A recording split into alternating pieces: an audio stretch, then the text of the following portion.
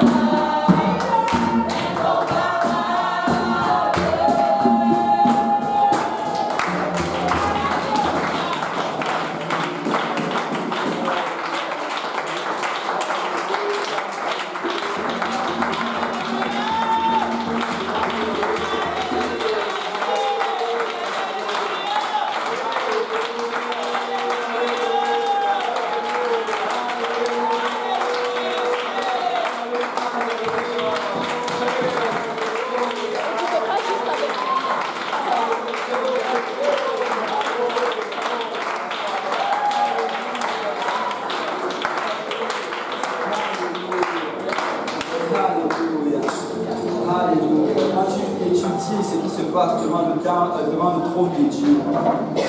Tu peux regarder depuis le livre d'Ésaïe, chapitre 6. Et on montre combien il y a des anges. Et ce sont des anges particuliers. Ce ne sont pas ceux-là qu'on va envoyer pour donner des bonnes nouvelles. Ce ne sont pas ceux-là qu'on va envoyer pour se battre. Mais ce sont des anges qui restent continuellement devant le trône de Dieu. Et ils crient sans cesse jour et nuit. Saint, Saint, Saint est l'Éternel des armées. Et vous savez, quand je voyais les gens danser tantôt, et ça m'a ramené à cette scène-là. Parce que c'est pratiquement ce qu'ils font. Ils vont à gauche, ils crient Saint, Saint, Saint est l'Éternel des armées. Ils reviennent à droite, Saint, Saint, Saint est l'Éternel des armées. Ils vont au nord, Saint, Saint, Saint est l'Éternel des armées. Et la Bible nous dit qu'ils font cela infiniment. Et tu sais, quand tu avances et tu vas dans le livre d'Apocalypse, tu vois ces mêmes créatures. Et ces mêmes créatures sont toujours en train de faire le même chant. Saint, Saint, Saint est l'Éternel des armées. Et la Bible nous dit que toute la terre est remplie de sa gloire. Parce que ces anges sont en train de chanter continuellement. Tu sais, quand j'ai regardé cela dans la Bible, j'ai vu dans le livre d'Apocalypse, on nous parle de 24 vieillards qui enlèvent leur couronne et jettent ça devant le roi des rois et dit le Seigneur. Et ces 24 vieillards, ça représente l'Église. Ça représente ceux qui, lors de la première, dans l'Ancien Testament, étaient sauvés, et ceux du Nouveau Testament qui sont sauvés. Donc on sera en train de louer le Seigneur éternellement. Mais tu sais, de l'autre côté encore, on voit encore ces êtres vivants-là, ces 4 êtres vivants, qui sont ces mêmes anges qui louaient dans l'Ancien temps. Et ils sont continuellement en train de louer. Quand je disais cela, le Seigneur me mettait quelque chose à cœur. Et je crois fermement que c'est cela. La raison pour laquelle ces anges ont été mis là-bas, c'est uniquement pour louer le Seigneur. Afin qu'ils soient loués d'éternité en éternité. Tu sais, notre Dieu est digne d'être loué. Il est digne d'être adoré. Il est digne qu'on lui chante des cantiques sans cesse. Et le Seigneur s'est assuré qu'il y aurait continuellement la louange devant son trône. Mon frère, ma soeur, ne laisse pas la mauvaise journée que tu as passée te fermer la bouche et t'empêcher de louer. Ne laisse pas les difficultés que tu traverses fermer ta bouche et t'empêcher de louer. Écoute, je veux louer plus fort que ces anges-là. Parce que Dieu a plus fait pour moi qu'il n'a fait pour eux. Notre Dieu est bon, amen. Il est tout de moi. Il est tout de moi.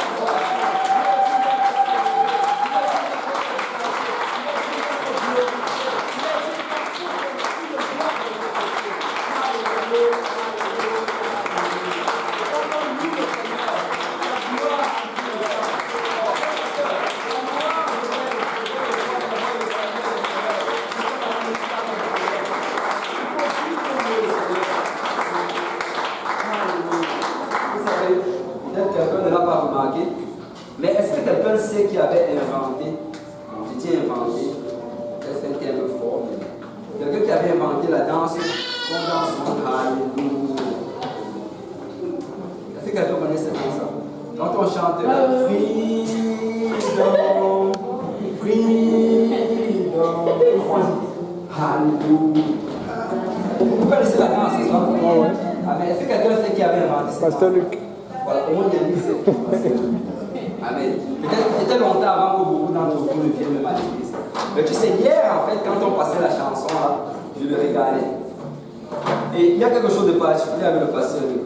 C'est que toute la journée, il est occupé à gauche et à droite avec les services et les âmes et tout cela. Et j'ai remarqué que souvent le soir, il est fatigué. Pasteur Luquier, je me rappelle quand on venait d'arriver à l'église, c'était le seul à courir.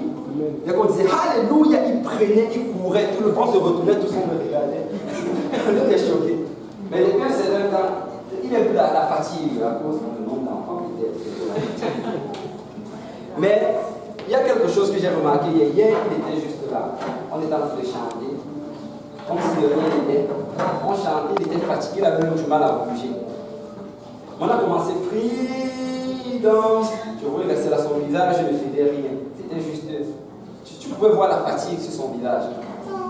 Mais ce qui est bizarre, c'est que dès qu'on a lancé Alléluia, je ne sais pas s'il y a des gens qui étaient à côté de lui, il a commencé à danser. Si j'étais à côté de lui, tant pis pour toi. Il s'est tourné. Et tu sais, quand j'ai vu cela, c'est une leçon pour moi. Il ne faut jamais laisser la situation de ta vie, l'émotion dans laquelle tu te trouves, te voler la louange. En ce moment de louer, oublie tout ce que tu as fait pendant la journée. Oublie tous les problèmes que tu as. Oublie qui a quoi contre toi. Juste loue le Seigneur. Parce que Dieu est digne d'être loué. Amen. Notre Dieu est digne d'être loué. Écoute, à ce moment-là, fais comme David. Parle à ton âme. Mon âme, c'est le temps de louer le Seigneur. Mon âme, c'est le temps de battre les mains vers le Seigneur.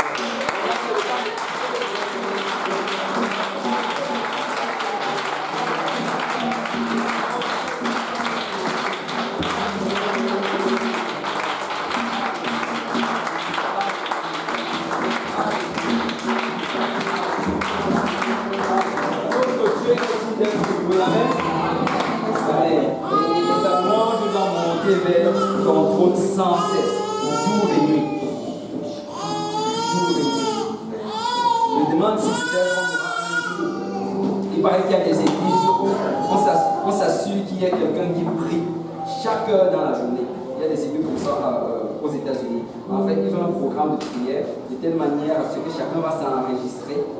De telle sorte que chacune des heures dans la journée, il y a au moins une personne à l'église en train de prier. Je me demande si on peut faire cela avec la louange. On s'assure que moi je vais prendre à 13h, tel autre va prendre à 14h, tel autre à 18h. De telle manière à ce que, même si je suis au travail, dès que ma montre sonne, désolé collègue de travail, c'est le moment de louer. Je commence à louer le Seigneur et l'adorer. Parce que notre Dieu est digne d'être loué. Amen. Et nous allons louer le Seigneur. Amen. Nous allons l'adorer, peu importe ce qui se passe dans nos vies, nous allons le louer. Alléluia. Et c'est ma responsabilité encore aujourd'hui d'apporter la parole du Seigneur. Et le Seigneur m'a donné une parole pour aujourd'hui. Amen. Et avant cela, on va faire, si vous pouvez vous asseoir. On va souhaiter la bienvenue à ceux qui sont là pour la première fois. Et qu'il y a des personnes qui sont ici pour la première fois. Amen. Gloire au Seigneur. Amen. Ok, on va donc rentrer directement dans la parole du Seigneur. Le Seigneur m'a donné une parole pour aujourd'hui à quelqu'un. Et le titre de ce message, c'est le pouvoir des liés. Le pouvoir des liés. Amen. Et on va aller dans nos livres. On va aller d'abord dans le livre de Genèse. On va aller au commencement. Genèse chapitre 1.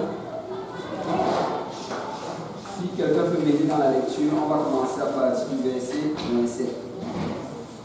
Je ne sais pas pour vous, mais Dieu a été bon envers moi.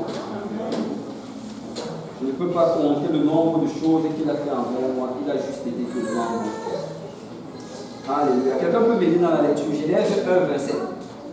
Commençons au verset 26.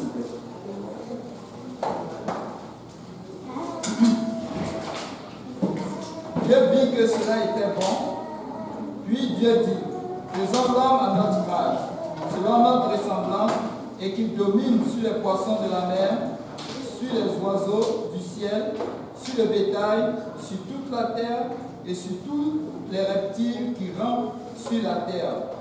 Dieu créa l'homme à son image. Il le créa à l'image de Dieu, il le créa l'homme et la femme. Dieu les bénit, et Dieu leur dit, soyez féconds, multipliez-vous, multipliez, remplissez la terre et la sujettissez, et dominez sur les poissons de la mer, sur les oiseaux du ciel, et sur tout animal qui se meut sur la terre. Amen. Et dans ce passage, ça nous rapporte ce qui s'est passé à la création. Après que Dieu ait créé le ciel et la terre, il a créé tout ce qu'on peut voir présentement, le monde visible, le monde invisible. Après avoir créé tout cela, il a créé l'homme en dernier. Et la raison pour laquelle il a créé l'homme en dernier, c'est parce qu'il voulait s'assurer que l'homme avait toute la provision dont il avait besoin pour survivre. Amen. Notre Dieu s'intéresse à nos besoins. Notre Dieu regarde et il sait ce dont on a besoin. Écoute, souvent tu vas regarder ta vie et tu vas te demander, Seigneur, j'attends la réponse à cette question. J'attends que tu fasses ceci, j'attends que tu agisses de telle manière. Le Seigneur sait cela. Amen. Il sait cela, mais il a un plan par rapport à cela. Et dans son plan, il avait établi de faire chacune de ces choses-là le premier jour il a fait telle chose. On va parler à travers cela. Mais il a fait toutes ces choses-là. Mais après cela, maintenant, il crée l'homme. Et directement après avoir créé l'homme, on dit que Dieu dit, verset 26, faisons l'homme à notre image, selon notre ressemblance. Tu sais, nous avons été créés à l'image de Dieu. Et la raison pourquoi Dieu nous a créés à son image, c'est pour que toute la création entière nous voie et nous donne un certain honneur, nous respecte comme il respecte Dieu. Et par la suite, il a dit qu'il domine sur les poissons de la mer, sur les oiseaux du ciel, sur le bétail. En fait, Dieu a littéralement donné le pouvoir à l'homme ici de dominer sur tout ce qui se trouve sur la face de la terre. Si tu regardes, il parle des oiseaux du ciel, ce qui est en haut. Il parle des poissons de la mer, ce qui est en bas. Il parle des choses même qui sont sur la surface de la terre. Nous sommes censés dominer sur chacune des choses dont nous faisons face. Il n'y a rien en fait sur la face de la terre qui est censé dominer sur nous. Amen. Nous avons reçu ce pouvoir de Dieu. Mais comme la plupart d'entre vous le savent, sinon tous, l'homme a failli. L'homme a péché. Et à cause de ce péché-là, il a perdu ce pouvoir et cette autorité que le Seigneur lui avait donné. Si quelqu'un peut m'aider, on va aller dans Romains chapitre 5.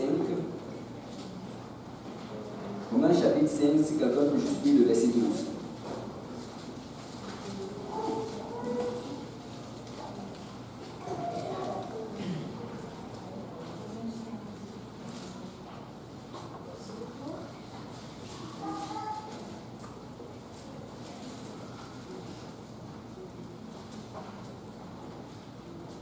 C'est pourquoi, comme par un seul homme le péché est entré dans le monde, et par le péché la mort, et qu'ainsi la mort s'est étendue sur tous les hommes parce que tous ont péché.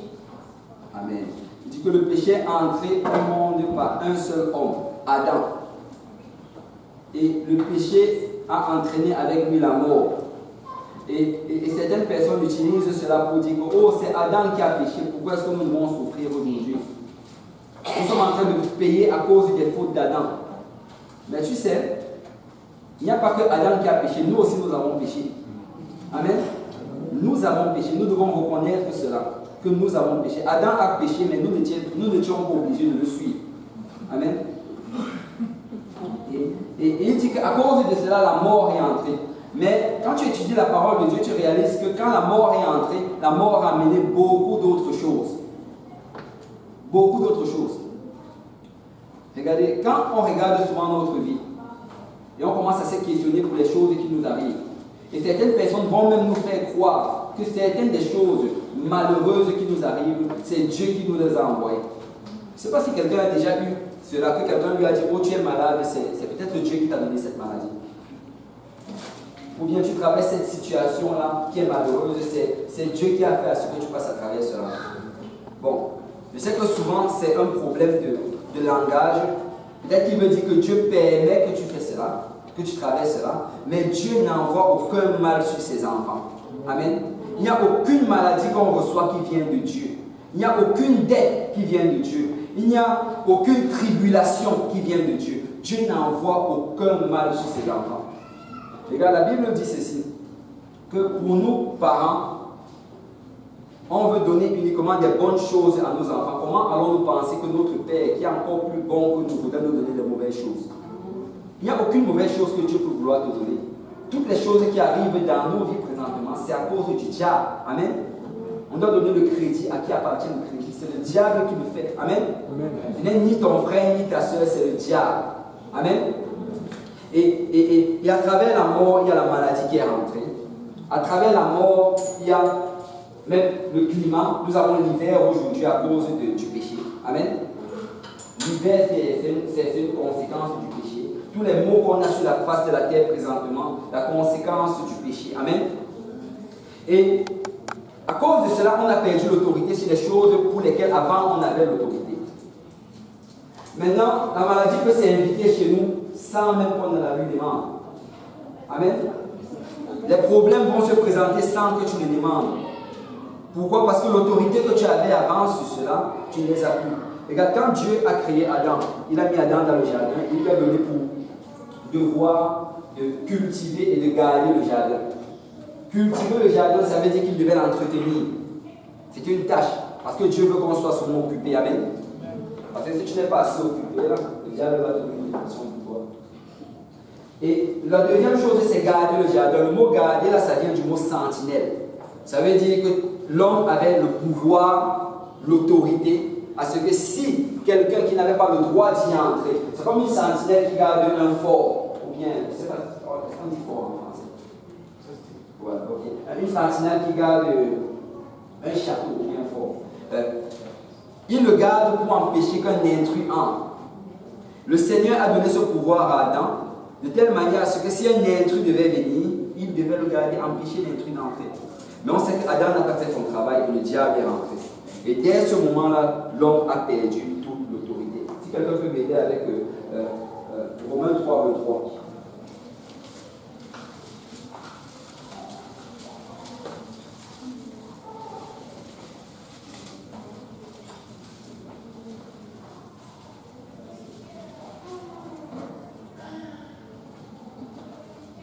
Car tous ont péché et sont privés de la gloire de Dieu. Car tous ont péché et sont privés de la gloire de Dieu. La gloire qui reposait avant sur Adam.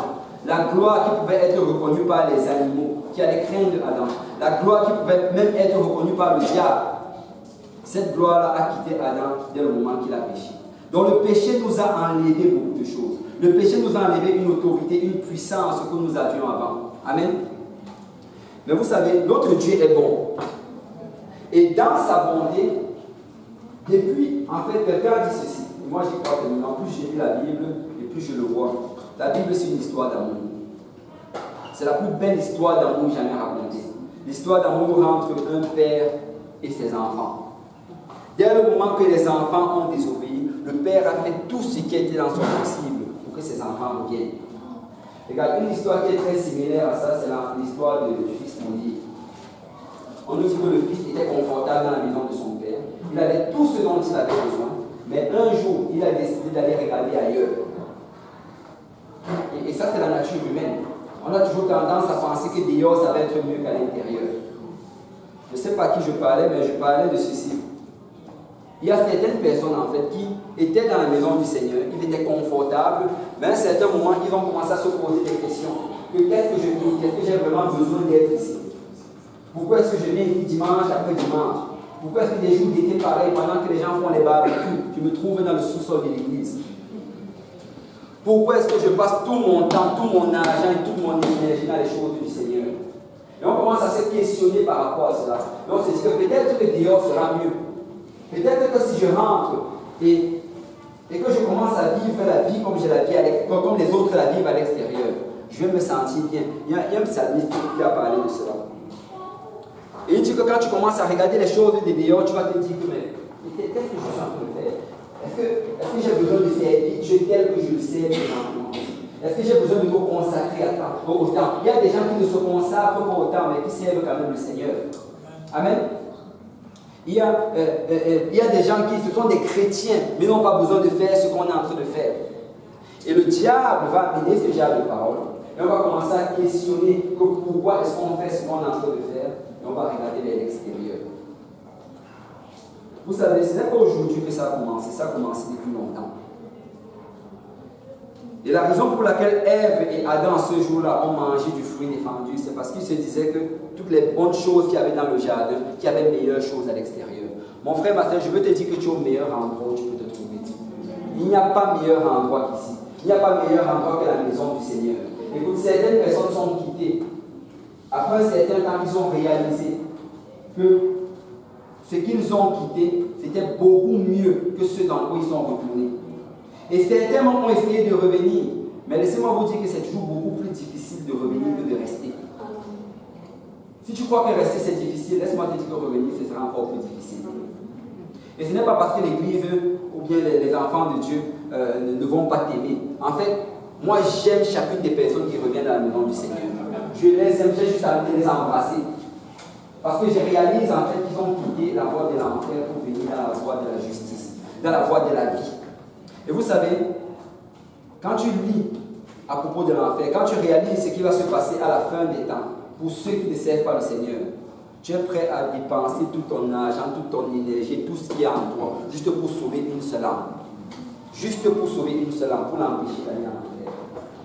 Donc quand les gens vont revenir, ils vont voir les gens, ils vont se dire, chaque fois qu'ils auront un regard sur eux, qu'on est en train de leur condamner.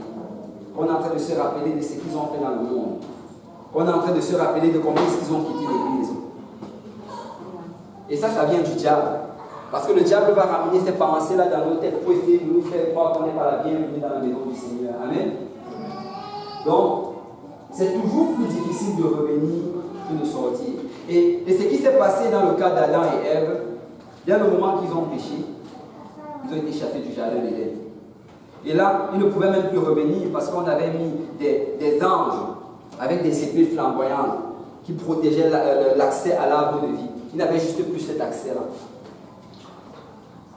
Mais le Seigneur avait un plan. Amen. On va aller dans Hébreux chapitre 2. C'est quand tu commences à étudier la grâce de Dieu, tu réalises à quel point notre Dieu est bon. La grâce de Dieu, c'est au-delà de ce qu'on peut comprendre. C'est au-delà de ce qu'on peut même expliquer. Il n'y a juste pas de mots assez large pour couvrir la grâce. C'est la grâce de Dieu, en fait, il peut agir en toi, il peut agir envers toi par sa bonté et sa miséricorde. Il peut te bénir pour que tu viennes à lui. Mais cette même grâce-là aussi peut permettre que tu traverses des situations difficiles, juste pour que tu viennes à lui.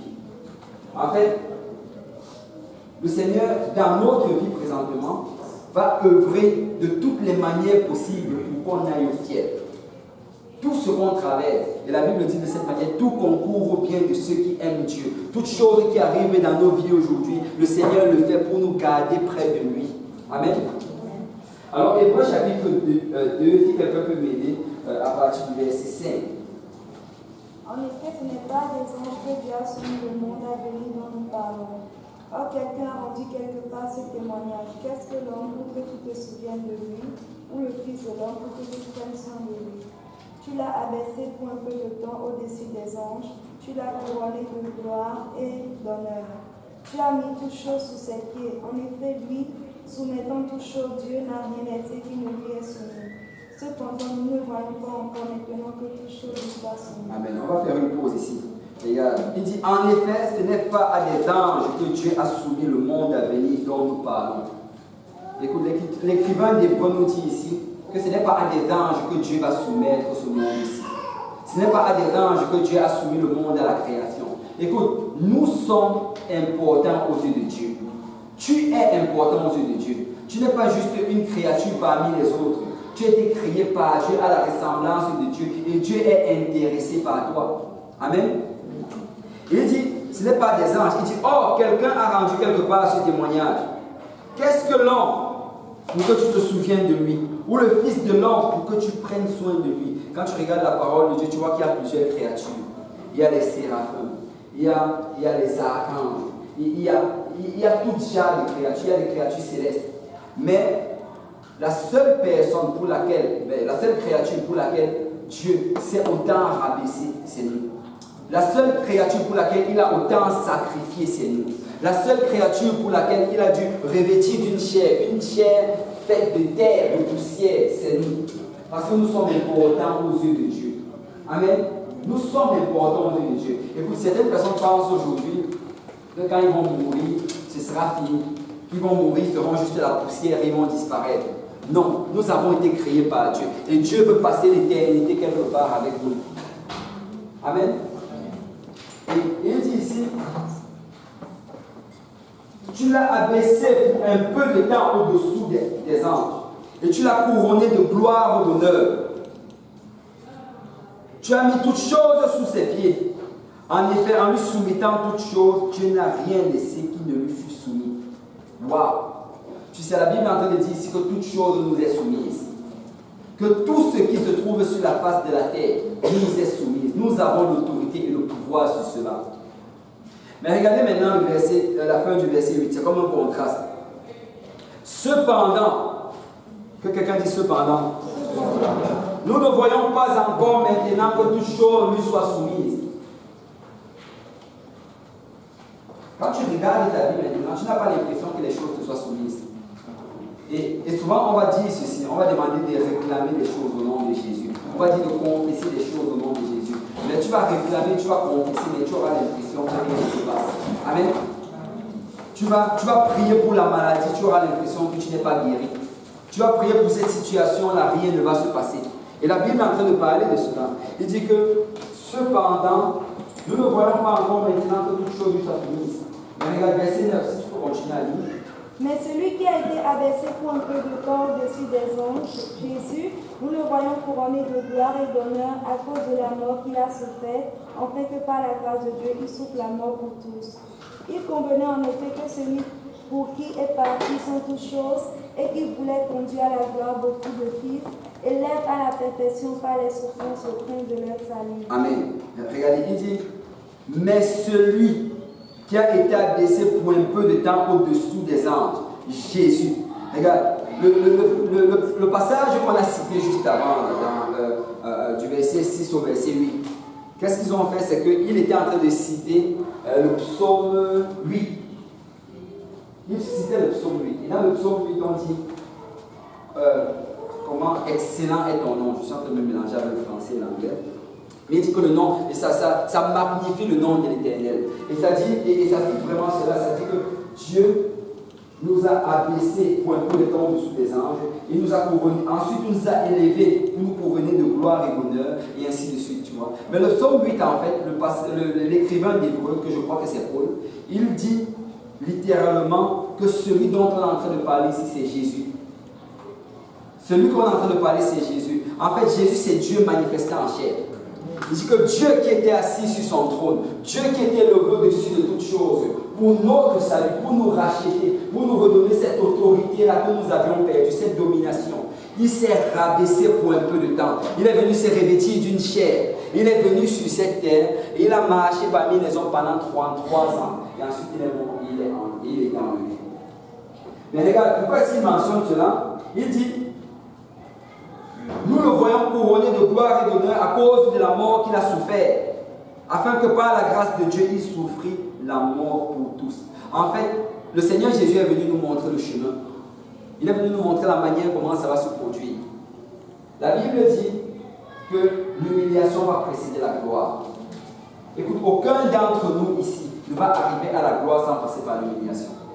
Aucun d'entre nous ici ne va arriver au sommet de la montagne sans passer par la vallée. Aucun d'entre nous ne va arriver à Israël sans passer d'abord par le désert. Le Seigneur a prévu un désert pour chacun d'entre nous. C'est quelque chose d'inévitable. Regarde, quand tu viens de donner ta vie au Seigneur, tout semble parfait. Tu as l'impression que tout le monde t'aime à l'église. Et tu es content avec tout le monde. Et chacune des paroles, tu les reçois comme des révélations. Ça te transforme. Quand tu pries, tu peux passer 2 heures dans la prière. Et tu sais, quand tu viens de faire cela, tu viens de naître de nouveau. Et dans notre conception, là, quand un bébé vient de naître, on lui apporte beaucoup de cadeaux. Donc tu reçois des cadeaux en abondance. Et c'est la joie, c'est la réjouissance. Mais si tu restes dans la maison de Dieu pour un certain bout de temps, à un certain moment, le désert va se présenter. La sécheresse. Tu auras l'impression que ta prière, c'est comme si ça ne dépasse même pas le plafond de ta maison. Tu vas te demander pourquoi tu pries même. Est-ce que le Seigneur m'entend? Tu auras l'impression que ta marche avec le Seigneur, que c'est juste routinier. Tu auras l'impression que même quand on loue le Seigneur à l'église, c'est comme si tu es toujours en train de te forcer. Avant, c'était juste naturel, mais là, c'est comme si tu te forces toujours. Tu auras l'impression, en fait, que c'est comme si tout le monde te déteste. Même le pasteur, il prêche toujours contre toi. Et ça, c'est parce que tu seras en train de traverser une période de désert. Mais laisse-moi te dire que chaque désert que tu traverses, c'est pour t'amener au sommet de la montagne. Chaque vallée, c'est parce que le Seigneur veut t'amener à un niveau plus élevé. Parce que l'humiliation va toujours précéder la gloire. Aucune personne ne va atteindre la gloire sans passer par l'humiliation. Amen. Dans ces moments-là, juste fais comme David. Marche dans la vallée de la mort avec l'Éternel. Tiens la main de l'Éternel ferme. Tu dis, Seigneur, je ne te laisse pas. Tant qu'on n'arrive pas au sommet de la montagne, je ne te laisse pas. Je vais rester, je vais persévérer, je vais m'accrocher à toi. Parce que ce même Dieu qui a dit qu'on allait passer par la vallée, ce même Dieu a dit qu'on allait arriver à la montagne. Amen. La Bible dit que la nuit vient avec des pleurs, mais le matin, l'allégresse. Peut-être que tu es dans des moments de pleurs, mais bientôt l'allégresse s'en vient. Bientôt. Amen. Et il est en train l'écrivain de l'Hébreu ici nous dit que nous allons suivre ce chemin-là. Nous allons d'abord souffrir. Regardez verset 10. Il dit, il convenait en effet que celui pour qui et par qui sont toutes choses, et qui voulait conduire à la gloire beaucoup de fils, éleva à la perfection par les souffrances le prince de leur salut. Regarde, quand on parle du prince du salut ici, si tu regardes dans la signification originale, en anglais ça le dit même bien, là, ça dit Captain of the Salvation. Ça veut dire le capitaine de leur salut, celui qui est à la tête, celui qui est en train de guider, celui qui montre le chemin. En fait, le Seigneur Jésus est venu nous montrer le chemin du salut. Il nous a montré les étapes par lesquelles on allait passer pour arriver à la gloire. Et quand on regarde ces étapes, quand on regarde cela, on veut directement arriver à la finalité. Nous sommes ressuscités. Gloire à Dieu, Seigneur, sonne la trompette et enlève-nous. Non. Il y a d'abord des souffrances à traverser. Il y a d'abord une vallée à traverser. Parce que ça traverse cela. Regarde, la Bible dit ceci. Que si la graine ne meurt pas, elle ne va pas produire. Il n'y aura pas de vie qui va sortir par là. Le Seigneur permet qu'on traverse certaines de ces choses-là parce qu'il veut mettre la vie en nous. Il veut nous glorifier au travers de cela. Il veut qu'on amène, que certaines personnes puissent voir cela et que ce soit un témoignage pour eux. Amen. Et il dit, car celui qui sanctifie et ceux qui sont sanctifiés sont tous issus d'un seul. C'est pourquoi il n'a pas honte de les appeler frères lorsqu'il dit, j'annoncerai. Bon, c'est en train de citer c'est l'Ancien Testament. Mais si quelqu'un peut me dire le verset 14. Ainsi donc, puisque les enfants participent au sang et à la chair, il a également participé lui-même, afin que par la mort, il anéantisse celui qui a la puissance de la mort, c'est-à-dire le diable. Amen. Il dit ainsi donc, puisque les enfants participent au sang et à la chair, il a également participé lui-même. Ça, c'est un des passages les plus profonds qui parle de l'unicité de Dieu. On dit que Dieu, qui est notre Père, il a vu que ses enfants participaient au sang et à la chair. Il a vu que ses enfants traversaient toutes ces souffrances-là. Il a décidé que je vais aussi participer. Je vais participer à cela. Il s'est fait une chair. Il est venu dans la personne de Jésus-Christ pour traverser ce que nous traversions. Amen. Et il dit, c'est-à-dire le diable, et qu'il délivrera, qu'il anéantit, celui qui a la puissance de la mort, c'est-à-dire le diable, et qu'il délivrera tous ceux qui, par crainte de la mort, étaient toute leur vie retenus dans la servitude. Écoute, à cause de ce que Jésus a fait, nous n'avons plus peur de la mort. À cause du sacrifice qu'il a donné sur la croix, nous n'avons plus peur de la mort. De la même manière qu'il est ressuscité, nous allons ressusciter. La mort ne pourra pas nous retenir, parce qu'elle n'a pas pu retenir le capitaine de notre salut. Amen. Et il dit ici qu'il va amener ces personnes qui avaient la crainte de la mort et qui étaient retenues toute leur vie dans la servitude. Regardez le verset 16. Car, quelqu'un peut lire? Car assurément, ce n'est pas des anges qui viennent en aide, mais c'est à la postérité d'Abraham. Car ce n'est pas à des anges qui viennent en aide, mais à la postérité d'Abraham. C'est à toi et à moi. Verset 17. En conséquence, il a dû être rendu semblable en toutes choses à ses frères, afin qu'il soit un souverain sacrificateur miséricordieux et fidèle dans le service de Dieu, pour faire l'expiation des péchés du peuple. Car ayant été tenté lui-même dans ce qu'il a souffert, il peut secourir ceux qui sont tentés. En conséquence, il a été rendu semblable, que quelqu'un dit semblable, en toutes choses à ses frères, afin qu'il fût un souverain sacrificateur miséricordieux et fidèle dans le service de Dieu pour faire l'expiation des péchés du peuple. Car ayant été tenté lui-même en ce qu'il a souffert, il peut secourir ceux qui sont tentés. Regarde, la raison pour laquelle Jésus est venu, c'était pour mourir à la croix pour nos péchés. Mais une autre des raisons, c'était pour pouvoir traverser ce qu'on traverse. Pouvoir ressentir ce que nous ressentons. Écoute, la situation que tu présentes, que tu traverses présentement, le Seigneur Jésus l'a ressenti. Il n'est pas ignorant de cela. Il peut compatir parce qu'il l'a ressenti. Écoute, la compassion, c'est un sentiment qui vient du fait que tu peux ressentir ce que les autres ont ressenti parce que tu as déjà traversé cela. Quelqu'un qui n'a pas traversé une certaine situation ne peut pas avoir la compassion pour cela parce qu'il ne sait pas ce que ça fait. Amen. Mais pour avoir la compassion pour nous, Dieu s'est manifesté en chair. Il a traversé chacune des souffrances que nous traversons. Le Seigneur Jésus a été rejeté. Le Seigneur Jésus, on s'est moqué de lui. On a craché sur lui. On l'a flagellé. On l'a fait promener nu dans les rues de Jérusalem. Il a même souffert plus que ce que nous souffrons aujourd'hui. Beaucoup plus. Donc laissez-moi vous dire que Dieu est compatissant.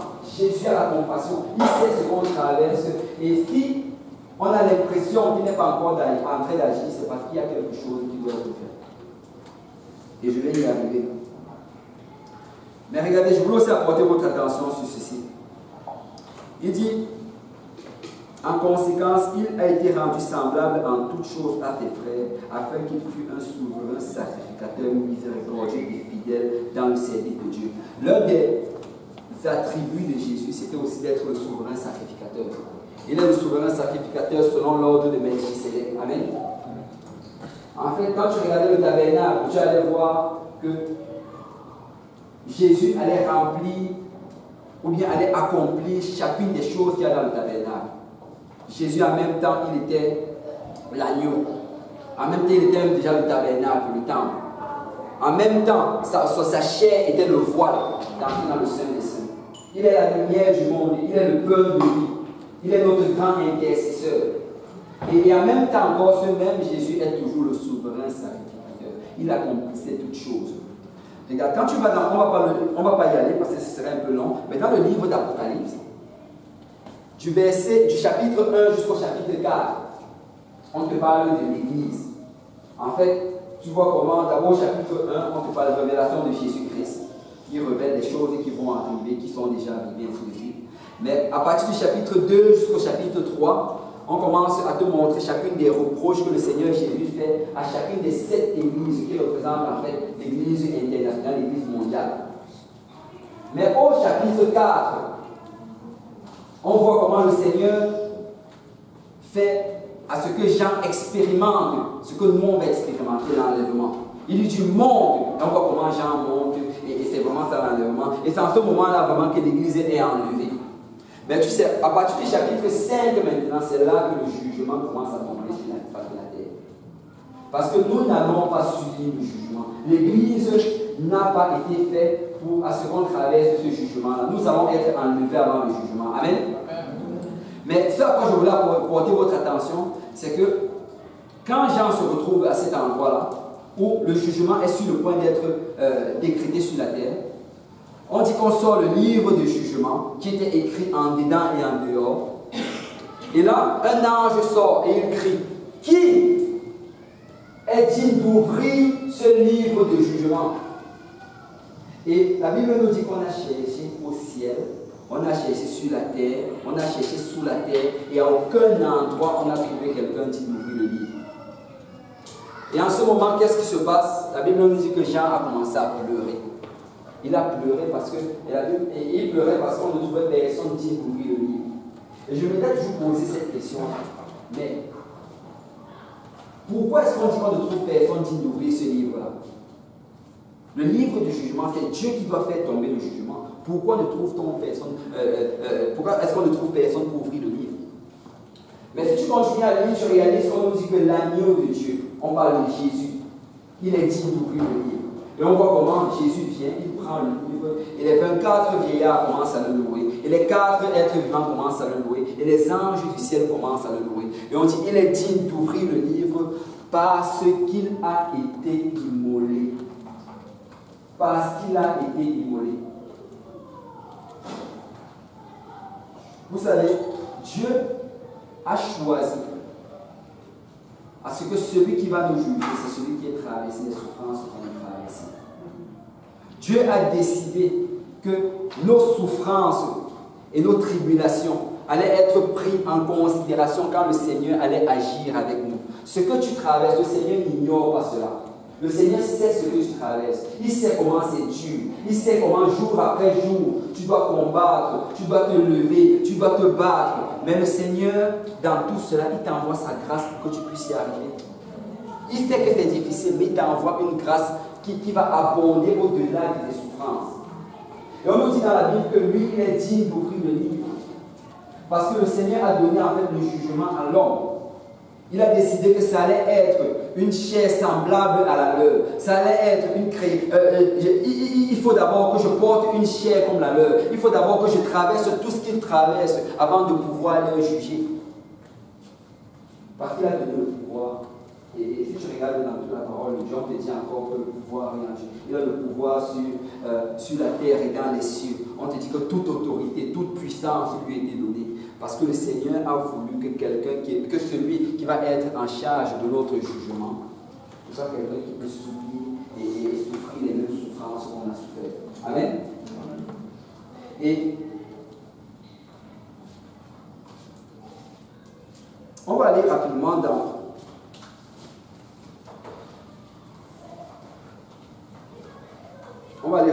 le livre de Jean. Jean chapitre 5.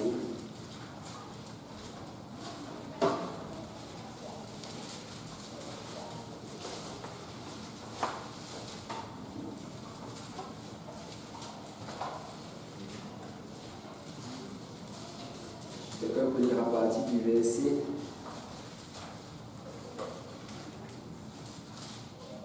À partir du verset 17. Mais Jésus leur répondit, mon Père agit jusqu'à présent, moi aussi. Amen. Il dit, mais Jésus leur répondit, mon Père agit jusqu'à présent, moi aussi j'agis. Regarde, j'ai dit tantôt que Jésus c'est le capitaine de notre salut. Ça veut dire que les choses qu'il va faire, nous aussi nous devons les faire. Si nous voulons avoir la victoire en Jésus, il faut qu'on apprenne à agir comme Jésus a agi. Amen. Il dit que mon Père agit, mais moi aussi j'agis. Parce qu'il y a une part que nous devons faire dans chacune des choses qu'on traverse. Si on peut continuer, verset 18. À cause de cela, Jésus cherchait encore plus à les envoyer, non seulement parce qu'il violait le sabbat, mais parce qu'il appelait Dieu son propre Père. Je faisais le même égal à Dieu. Jésus reprit donc la parole et leur dit, en vérité, le Fils ne peut rien faire de lui-même.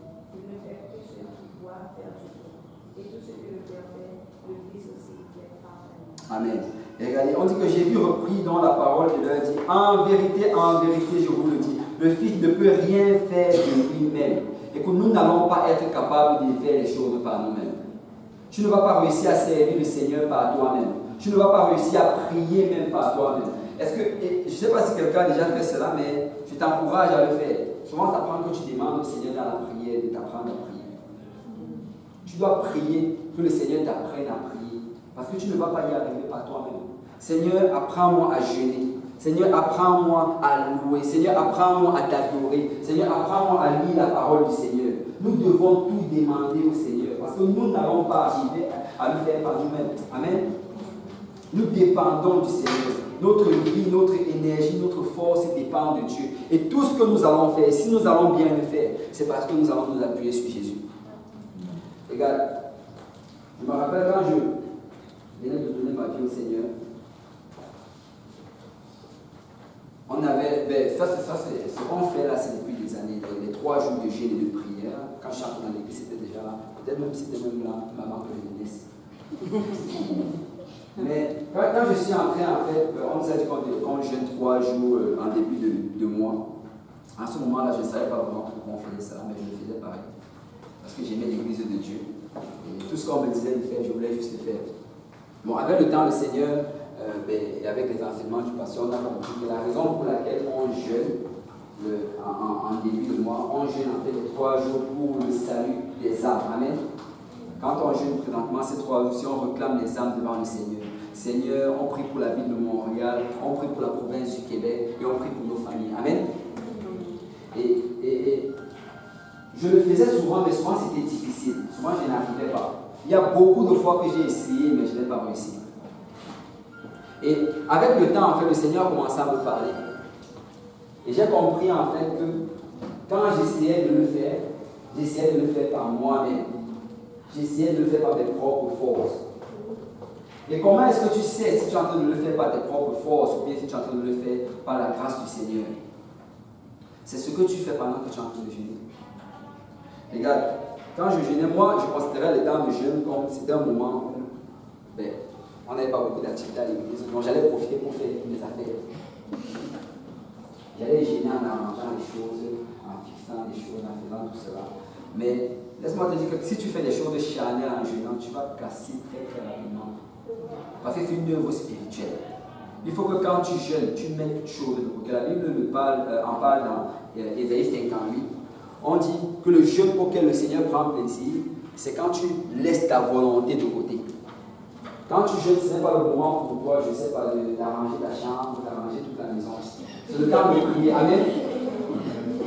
Je le dis parce que moi aussi j'ai fait cela. Quand je jeûne, on a beaucoup de temps à faire. Si tu fais cela, tu vas pas aller bien loin. Parce que c'est un moment spirituel. C'est pour ça qu'on parle de jeûne et de prière. Alors quand tu jeûnes, si c'est possible de ne absolument rien faire et de t'enfermer dans ta chambre, tu sors juste peut-être pour aller prendre ta douche bien pour venir à l'église. Mais à part cela, si tu veux vraiment le faire de cette manière-là, et tu pries, Seigneur, aide-moi à jeûner, en faisant cela, tu vas y arriver. Amen. Parce que tout ce que nous allons faire, c'est par la grâce du Seigneur. Même prier, si tu veux avoir une vie de prière, il faut que tu commences à demander au Seigneur, Seigneur, je veux avoir une vie de prière. Seigneur, je veux te prier chaque jour. Donne-moi la grâce, la force de pouvoir le faire. Et si tu le fais, le Seigneur va le faire. Parce que c'est par Christ que nous pouvons faire tout ce que nous faisons. Amen. Si tu veux enseigner une étude biblique, Seigneur, je veux enseigner une étude biblique. Et c'est ça que le Seigneur dit ici, quand il dit, mon Père agit jusqu'à présent, moi aussi j'agis. Parce que nous aussi nous devons agir là-dedans. Il faut qu'il y ait une volonté de notre part. Le Seigneur ne va jamais surpasser notre volonté. Mais il faut qu'on vienne vers lui en lui demandant cela. Amen. Et le verset 19, si tu peux continuer à lire.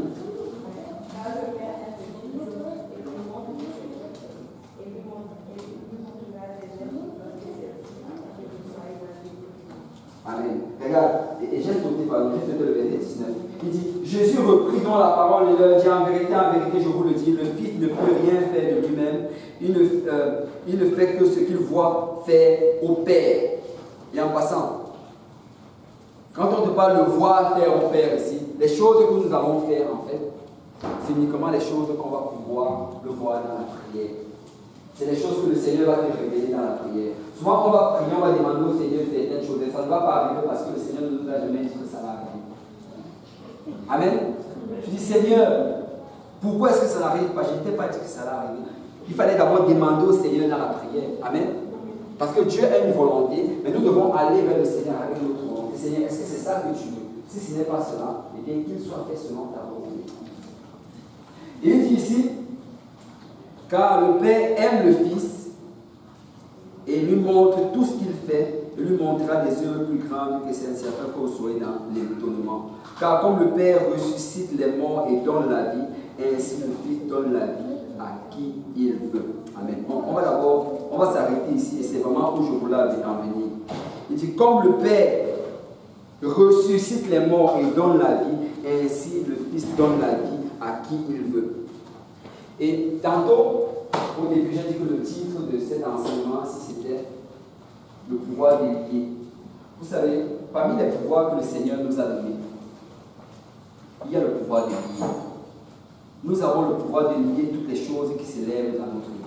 Nous avons le pouvoir de lier toute forme d'autorité, toute forme de principauté qui s'élève dans notre vie. Certaines choses n'arrivent pas parce que nous ne demandons pas. Amen.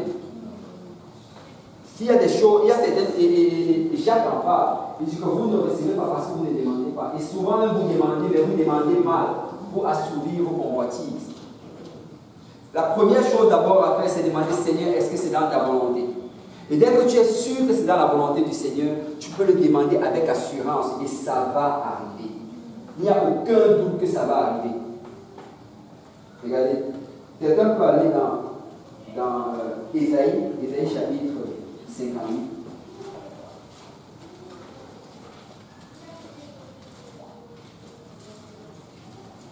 Pardon, 62, pas tout à l'heure, Ésaïe 62.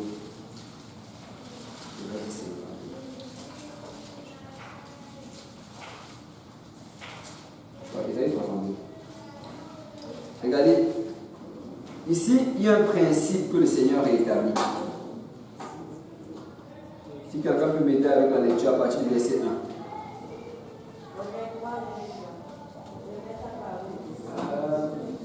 1. Ésaïe 62. Pour l'amour du Seigneur, je me tairai pour. Pour l'amour de Jérusalem, je ne prendrai point de repos, jusqu'à ce que son salut paraisse comme l'aurore, et sa délivrance comme le flambeau qui s'allume. Alors les nations verront ton salut, et tous les rois ta gloire. Amen. Regarde d'abord ici, il dit, pour l'amour de Sion, je ne me tairai point. Pour l'amour de Jérusalem, je ne prendrai point de repos, jusqu'à ce que son salut paraisse et sa délivrance comme un flambeau qui s'allume. Regarde, quand tu étudies un peu la culture juive, tu réalises ceci, que les enfants, les juifs en fait, depuis l'enfance, on leur enseignait déjà les lois de Dieu. Ils connaissaient chacune des promesses que le Seigneur leur avait données. C'est ça qui est un peu différent avec nous présentement.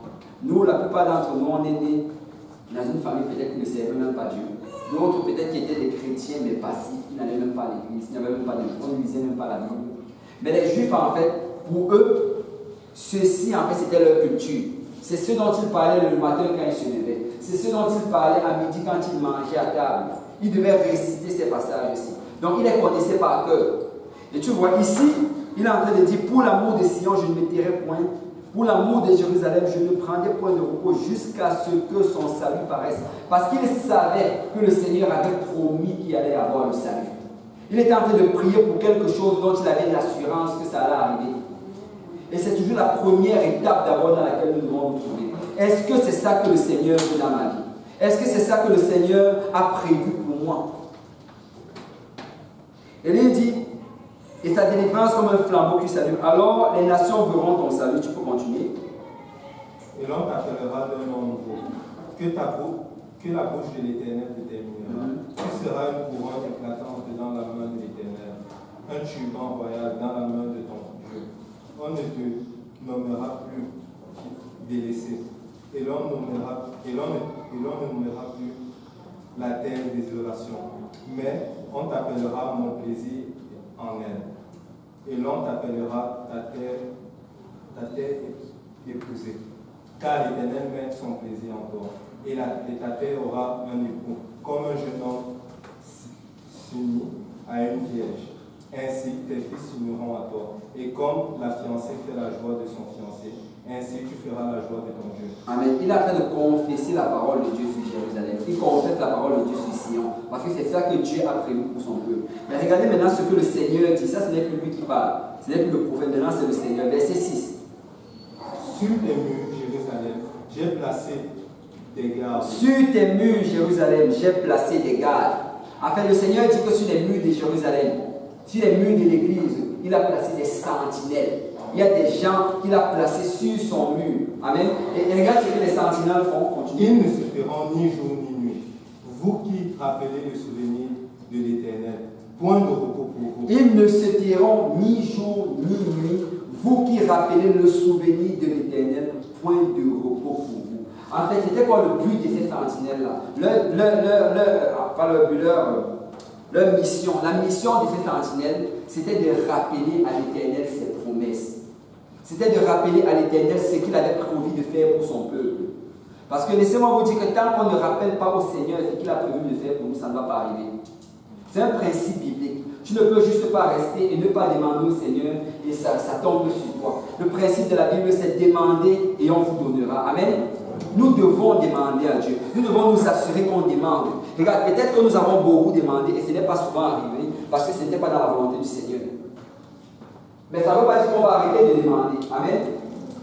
Ce qu'on va plutôt faire, c'est chercher c'est quoi la volonté du Seigneur et commencer à demander cela. Et personnellement, j'ai expérimenté cela. À l'église à Saint-Michel, il y a, depuis un certain moment, quand je priais, le Seigneur m'avait mis à cœur que ce que je devais commencer à demander, ce sont des familles à qui enseigner des études bibliques. Et là, mes prières continuaient, je disais, Seigneur, une autre famille. Seigneur, une autre famille. Seigneur, une autre famille. Et je vous assure que le Seigneur a été fidèle. Pratiquement chaque semaine, il y a une nouvelle famille qui veut l'étude biblique à Saint-Michel. Pratiquement chaque semaine. Et là, bon, avant, je donnais juste les études, j'essayais de les condenser le mardi. Ça devient un gros défi. Parce que le Seigneur est fidèle. Ça prend qu'on demande dans sa volonté. Si tu demandes dans sa volonté, il n'y a rien qui pourra empêcher que ça arrive. Il a dit demander et on vous donnera. Parce que le principe demeure. Le principe, c'est que nous devons demander au Seigneur. Et regarde, il y a il y a dans la parole de Dieu cette histoire qui parle de cette veuve et du juge inique. Et la veuve allait venir chaque jour frapper à la porte du juge inique. Fais-moi justice contre la partie adverse. Et Jésus a dit par la suite que cette femme-là, à force de frapper à la porte du juge, le juge est venu et il lui a fait justice en disant ceci, que au moins si je lui fais justice, elle va arrêter de m'importuner. Et la leçon derrière cela, c'était que si lui, le juge inique, à cause du fait qu'on l'importune, il répond à la demande de la dame, qu'en est-il de notre Dieu qui est bon? Qu'en est-il de notre Dieu qui est plein de grâce et de miséricorde? Si nous venons continuellement cogner à sa porte, il va répondre. Parce que ça prend la persévérance à la prière. Amen. Tu ne peux pas dire que j'ai prié aujourd'hui, demain je ne prie plus. Non, si tu as prié aujourd'hui, demain prie encore. Tant que tu ne vois pas la chose arriver, tu vas continuer à prier. Parce que c'est le principe de la parole de Dieu. Ce n'est pas nous qui faisons les règles, c'est Dieu qui fait les règles. Il a dit qu'il a mis des sentinelles sur les murs. Et que ces sentinelles ne vont se taire ni jour ni nuit. Parce qu'ils doivent rappeler à l'Éternel ses promesses. Nous devons rappeler à l'Éternel ses promesses. Et nous devons savoir c'est quoi que les promesses ont pour notre vie. Le Seigneur a dit que nous allons prospérer aussi bien que prospère l'état de notre âme. Premièrement, notre âme doit prospérer. Et ensuite, nous allons aussi prospérer. Amen. Le Seigneur veut que nous prospérons. Le Seigneur a promis qu'on allait être guéri par ses meurtrissures, nous sommes guéris. Nous pouvons confesser cela et réclamer encore et encore et encore jusqu'à ce qu'on obtienne la guérison. On va demander, quand est-ce que j'arrête de prier pour la guérison? Quand tu es guéri. C'est ce jour-là que tu arrêtes de prier pour la guérison. Parce que la maladie, ça ne vient pas de Dieu. La maladie, ça vient du péché. C'est une des choses qui est venue avec le péché. Et c'est la volonté de Dieu que tu sois guéri. Parce qu'il n'y a aucun malade que Jésus a rencontré à Jérusalem et n'a pas été capable de le guérir. Mais Dieu veut que nous allons encore et que nous cognions à sa porte. Verset 7 dit, point de repos pour vous, ne lui laissez aucun relâche jusqu'à ce qu'il rétablisse Jérusalem et la rende glorieuse sur la terre. En fait, la prière, ça doit être sans cesse. On doit continuer à demander au Seigneur. Demander au Seigneur et demander au Seigneur. Et le Seigneur nous a montré l'exemple. Quand tu regardes l'histoire du démoniaque de Gadara, on dit que quand Jésus, dans le livre de Luc, je ne sais pas, dès qu'il a atterri sur cette terre, on dit que le démoniaque qui était loin sur la montagne, il a commencé à crier, à pousser des cris en courant vers Jésus. Et on dit qu'il courait vers Jésus. Pourquoi? Parce que Jésus était en train de dire, sors de lui. Tu sais, moi personnellement, je crois fermement que Jésus n'était pas en train de crier, sors de lui! Je crois qu'il était juste en train de dire, sors de lui, sors de lui, sors de lui. Parce qu'il était en train de combattre spirituellement. Il était en train de réclamer l'âme de ces personnes-là. Parce que nous avons le pouvoir de lire. Nous avons ce pouvoir. Et nous devons exercer ce pouvoir. Amen. Nous devons exercer ce pouvoir. Regardez dans Matthieu chapitre 16. Matthieu chapitre 16.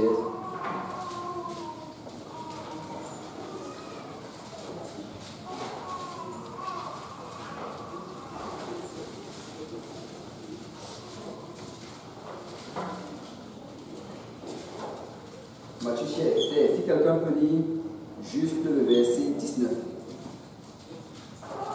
Même pas, verset 18.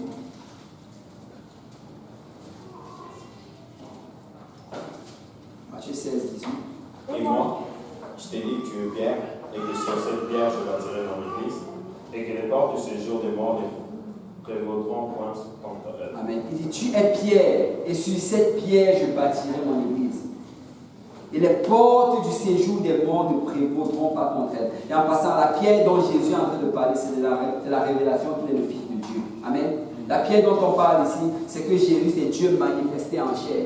Et il dit que sur cette pierre, je vais bâtir mon église et les portes du séjour des morts ne vont pas prévaudoir contre elle. Et vous savez, quand on parle ici de prévaudoir, la signification du prévaudoir, prévaloir. La signification de prévaloir ici, ça signifie en fait que quand nous allons aller devant les portes du séjour des morts et que nous allons commencer à cogner, ils n'auront pas le choix de d'ouvrir. ils n'auront juste pas le choix que d'ouvrir, parce que nous aurons cette autorité-là. Et le Seigneur dit que ça ne va pas prévaloir, que si on cogne, ça va ouvrir. Amen. Nous devons commencer à cogner dans le séjour des morts. Nous devons commencer à réclamer chacune de ces choses que le diable nous a volées. Nous devons commencer à réclamer chacune des membres de nos familles qui ne servent pas le Seigneur. Parce que si nous n'arrêtons pas de faire cela, ils n'auront pas le choix que d'ouvrir. Amen. La Bible dit, cherchez et vous trouverez. Il dit, demandez et on vous donnera. Cherchez et vous trouverez. Frappez et on vous ouvrira. En fait, ça va nous montrer la séquence dans laquelle tu dois t'engager. Tu dois d'abord peut-être commencer d'abord à chercher. Tu cherches. Tu demandes d'abord. Si on ne te donne pas, c'est bien. Tu commences à chercher. Tu dis que mais j'ai demandé cela. Comment ça ne vient pas? Et là, si ça ne vient toujours pas, c'est quand tu continues d'avancer. Et cette fois-là, tu commences à frapper. Parce que quand tu vas commencer à frapper dans la porte du séjour des morts, ça va ouvrir. Ça va ouvrir. Et nous avons demandé cela par la foi en Jésus. Parce que nous savons qu'en Jésus, nous avons le pouvoir sur toutes ces choses-là. Vous savez, si vous pouvez imaginer c'est quoi la puissance qu'il y a dans le nom de Jésus. Si le Seigneur pouvait ouvrir notre intelligence et ouvrir notre mentalité qui est tellement fermée par la logique et réaliser que quand on mentionne le nom de Jésus-Christ, aussi bien sur la terre, dans les cieux et sous la terre, les choses bougent. Il y a la puissance dans ce nom. Mais ça va prendre qu'on commence à demander. Ça va prendre qu'une sentinelle se lève et qu'elle commence à cogner. Chaque jour, elle se lève tout le matin chez elle. Quand personne ne la voit, elle commence à cogner, elle réclame les membres de sa famille. Elle réclame ses amis qui ne servent pas le Seigneur. Elle réclame même ceux qui étaient à l'église et qui ont rétrogradé. Parce que c'est ça que le Seigneur s'attend de nous. Nous sommes des sentinelles du Seigneur. Dis à ton voisin, tu es sentinelle du Seigneur. Et nous avons reçu ce pouvoir. Mon frère, je voudrais juste vous encourager aujourd'hui de ne pas arrêter de prier. Continuez à prier, continuez à demander au Seigneur. Continuez à réclamer ces choses-là. N'arrêtez pas. Et quand je disais cela, je vais finir avec ceci. Je vais finir avec. Après, on va prier. Je sais que chacun d'entre nous ici, nous avons des besoins. Amen. Nous avons des requêtes que nous voulons apporter vers le Seigneur. Nous allons présenter cela au Seigneur, nous allons le réclamer, que le Seigneur va nous le donner. Quand je disais ceci, je réalisais à quel point je suis limité. Et beaucoup d'entre nous aussi, nous sommes aussi limités à cause de cela. Parce que quand je comparais Israël physique avec l'Israël spirituel, eux, ils ont grandi connaissant la parole du Seigneur. Ils ont grandi, on leur répétait encore et encore les promesses de Dieu. Ils connaissent toutes les promesses de Dieu par cœur. Mais est-ce que c'est déjà arrivé à quelqu'un ici de commencer à prier, mais ne sait même plus quoi dire? Tu commences à prier, après tu dis juste Alléluia. Tu ne sais même plus quoi réclamer après. Je pensais à cela, mais le Seigneur m'a amené d'un passage. On va aller dans Romains chapitre 8.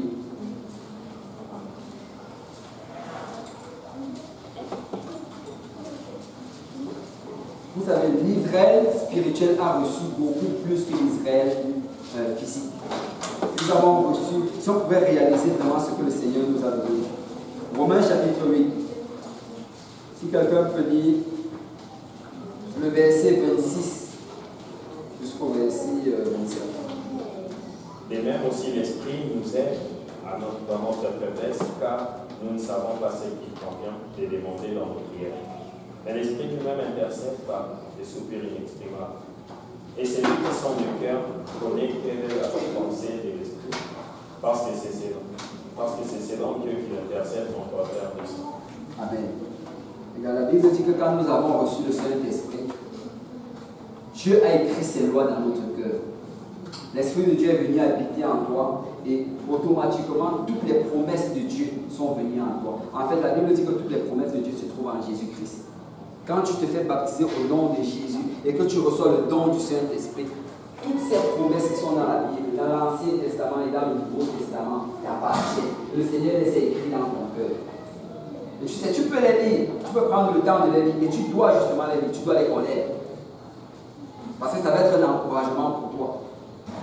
Mais souvent, quand tu vas prier, il y a même certaines promesses que tu ne connais même pas. Des promesses que le Seigneur t'a fait sur ta vie, qu'il a fait par rapport à ta famille, que tu ne connais pas parce que tu n'as pas encore pu retenir toutes les promesses qui sont dans la Bible. Mais la Bible nous dit que dans ces moments-là, l'Esprit intercède par des soupirs inexprimables. Qu'est-ce qui se passe en fait? Dieu commence à prier pour toi. Dieu commence à t'inspirer alors que tu es en train de parler en d'autres langues.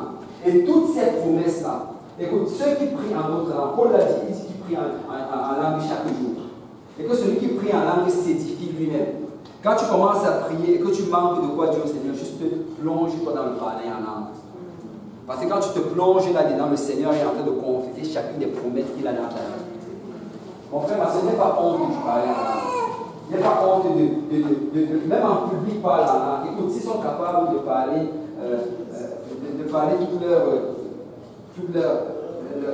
leur juron en public, en est-il de nous? En public, parle en langue. Amen. Ce sont des promesses de Dieu que tu es en train de réclamer. Nous n'avons pas moins reçu que l'Israël physique. Nous avons reçu même encore plus que cela. Parce que Dieu intercède pour nous par l'Esprit l'Esprit. Alors peu importe ton besoin aujourd'hui, peu importe ce que tu traverses, peu importe ce que ta famille traverse, si on peut tous se lever ensemble maintenant. Et on va aller vers le Seigneur en prière. Et on va commencer à proclamer chaque des choses au Seigneur. Et qu'aujourd'hui soit vraiment un jour marquant, de telle manière à ce que chaque jour, pour les prochains jours, on se rappelle que nous devons réclamer les choses au Seigneur. Nous devons présenter ces choses devant le trône de Dieu. Parce qu'alors que nous les appelons à l'existence, nous sommes en train de dédier les chaînes. Parce que le pouvoir de la vie et de la mort se trouve au bout de nos langues. Tant qu'on ne parle pas, la chose ne va pas arriver. Tant que nous ne confessons pas, ces choses ne peuvent pas se réaliser. Nous devons parler. Amen. Alors si on peut élever notre voix vers le Seigneur, et on va prier, parce que cette semaine on a la conférence JPL. On va prier pour les âmes. Il y a des gens qui sont sortis pour aller évangéliser. On va prier que le Seigneur envoie des âmes en abondance, qu'il secoue la ville de Montréal, et qu'un grand nombre viennent obéir à l'évangile du Seigneur Jésus-Christ. Ensuite, on va également prier pour notre pasteur qui est au Congo, que le Seigneur le protège et le ramène en bonne santé. Et on va prier également pour les membres de nos familles qui ne servent pas encore le Seigneur. Et on va prier pour les gens qui ont rétrogradé, afin que le Seigneur les ramène dans la bonne voie. Amen. Amen. Si on peut élever notre voix vers le Seigneur, on peut confesser et réclamer ces choses. Alléluia. Seigneur, Dieu puissant, nous venons à votre Seigneur. Avec Seigneur, cette connaissance, Seigneur, que tu nous as donné, Papa, de pouvoir réclamer chacune de ces choses, car chacune des promesses, Papa, que tu nous as donné, Papa, Amen. Nous demandons la confession au nom de Jésus-Christ, Papa. Nous prions pour ces âmes, Seigneur, qui sont à l'extérieur, ceux-là qui ne reconnaissent pas, ceux-là qui sont habités, Seigneur. Nous prions enfin, Papa, alors que nos frères et sœurs sont sortis, Seigneur, qu'ils puissent les rencontrer, Papa. Et que tu touches leur cœur, Seigneur, que tu mettes ta conviction dans leur vie, qu'ils viennent existence dans le nom de Seigneur. Papa, agis comme toi seul, tu peux faire. Prie, Seigneur, délivre, transforme, Papa, pour la gloire de ton nom. Nous prions, Seigneur, que tu établisses ton royaume dans la vie de notre Papa. Oh, Seigneur, même ceux, Seigneur, qui l'exaltent, Seigneur, que tu leur amènes. Même ceux, Seigneur, qui l'amènent, que tu leur amènes. Même ceux, Seigneur, qui, Seigneur, veulent vivre selon ton concept de ton nom. Que tu leur montres, Seigneur, qu'il y a plus de joie et c'est que de vivre là. Papa, étant cher pour nous. C'est vrai, brise les chaînes, Seigneur, de ceux qui sont à l'extérieur. Oh, Papa,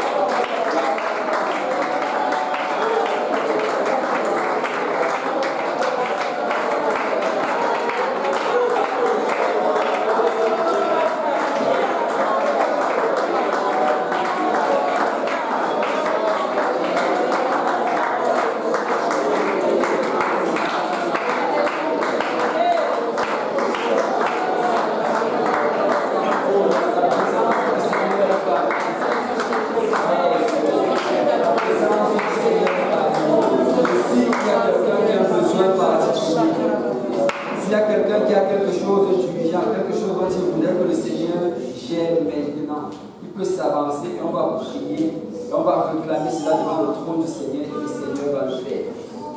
Que ce soit la maladie, que ce soit les problèmes dans la famille, qu'importe quoi, le Seigneur va le faire. Écoute, on ne marche pas avec le Seigneur avec nos émotions. Ce n'est pas selon tes émotions. Parce que si tu commences à marcher selon tes émotions, tu n'auras même pas de vie de prière. Tu commences à marcher selon tes émotions, tu ne vas presque jamais louer le Seigneur. On marche vers le Seigneur selon la foi. Et le Seigneur aujourd'hui, mais vous pouvez vous avancer. Le Seigneur aujourd'hui, il va te rencontrer selon ta foi.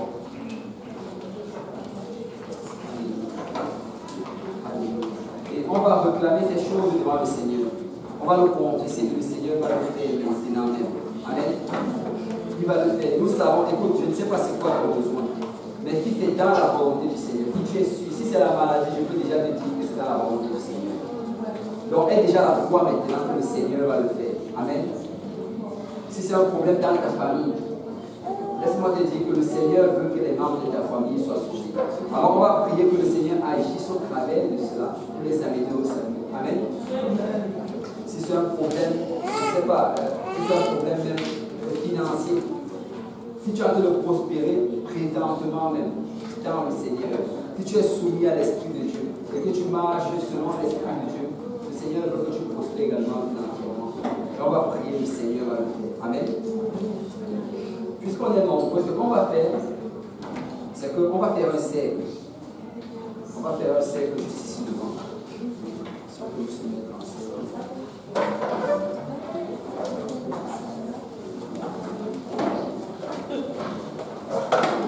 Et ceux qui, vous pouvez aussi vous avancer pour que vous avez des doigts. Alléluia. Et on n'aura pas le temps de prendre les besoins de tout un chacun.